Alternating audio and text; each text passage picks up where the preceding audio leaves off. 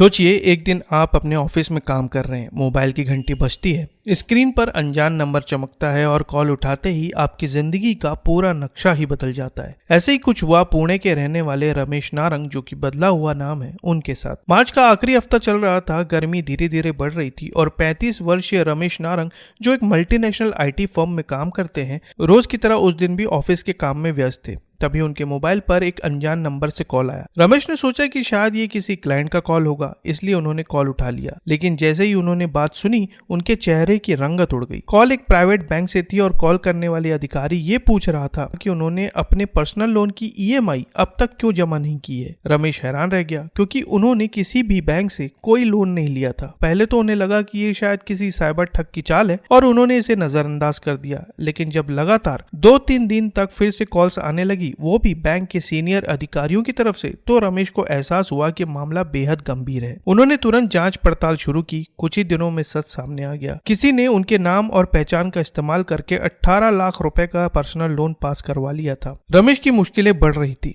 लेकिन ये जानकर उन्हें थोड़ा सुकून मिला कि वो अकेले इस नाव में सवार नहीं है, बल्कि इसी तरह और भी कई लोगों को ठगा गया है। उसी बैंक में कुछ ही दिनों के भीतर ऐसे 2 और मामले सामने आए। एक केस में 18 लाख रुपए का और दूसरे केस में 15 लाख रुपए का फर्जी लोन पास हुआ था। बैंक ने मामले को गंभीरता से लिया और तुरंत एक आंतरिक जांच समिति बना ली। इसके साथ ही तीनों मामलों की शिकायत पिंपरी चिंचवड़ पुलिस की साइबर सेल में दर्ज करवाई गई। जैसे ही मामला साइबर सेल तक पहुंचा, तकनीकी जांच की प्रक्रिया शुरू हो गई और इस मामले की तह तक पहुंचने के लिए एक विशेष टीम बनाई गई। इनके साथ असिस्टेंट इंस्पेक्टर प्रवीण स्वामी और सब इंस्पेक्टर प्रकाश कटकाड़े की निगरानी में 2 और टीमें तैनात की गई। इन टीमों में तकनीकी trails, mobile data, bank transactions और अन्य डिटेल सुरागों को खंगालना शुरू किया गया। जैसे जैसे जांच आगे बढ़ी, एक बात साफ हो गई कि ये तीनों फर्जी लोन दरअसल एक ही व्यक्ति ने लिए हैं। इस खोज के बाद पुलिस ने जाल बिछाना शुरू किया। जांच के दौरान ये भी बात सामने आई कि वह आरोपी हाल ही में एक और फर्जी लोन के लिए एप्लीकेशन डाल चुका था। पुलिस को अब सिर्फ सही मौका चाहिए था उसे रंगे हाथों पकड़ने का। मई का पहला हफ्ता था। पुलिस ने योजना बनाई कि आरोपी को लोन डॉक्यूमेंट वेरिफिकेशन के बहाने एक जगह बुलाया जाए। डॉक्यूमेंट वेरिफिकेशन के लिए उसे जैसे ही बुलाया गया और जैसे ही वो वहां पर पहुंचा, टीम पहले से तैयार बैठी थी। उसे तुरंत धर दबोच लिया गया।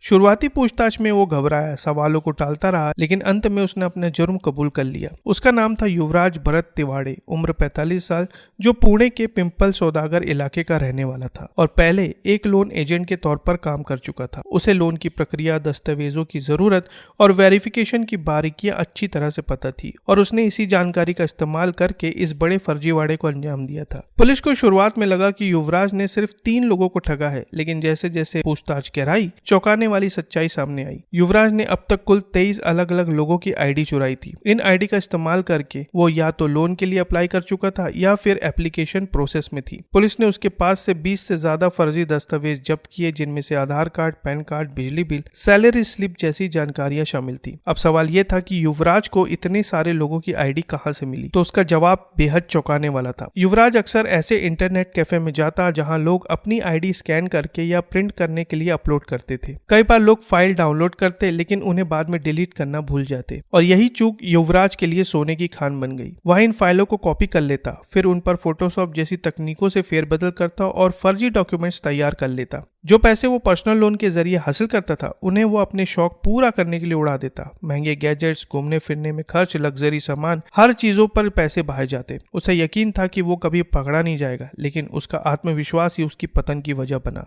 आज युवराज पुलिस की गिरफ्त में है और उसके खिलाफ गंभीर धाराओं में मुकदमा चल रहा है। लेकिन ये कहानी एक बहुत बड़ी चेतावनी है हम सबके लिए। हर बार जब भी अपनी आईडी ऑनलाइन अपलोड करें, तो सुनिश्चित करें कि आप उसे सुरक्षित रूप से हटाएं। इंटरनेट कैफे जैसी सार्वजनिक जगहों पर अपने डॉक्यूमेंट्स डाउनलोड करने के बाद उन्हें डिलीट करें, क्योंकि जरा सी लापरवाही आपकी पहचान किसी और की जालसाजी का औजार बन सकती है। उम्मीद है साथियों, आपको जानकारी स्पष्ट होगी। फिर मिलते हैं एक नई वीडियो के साथ। तब तक के लिए आपका बहुत बहुत धन्यवाद।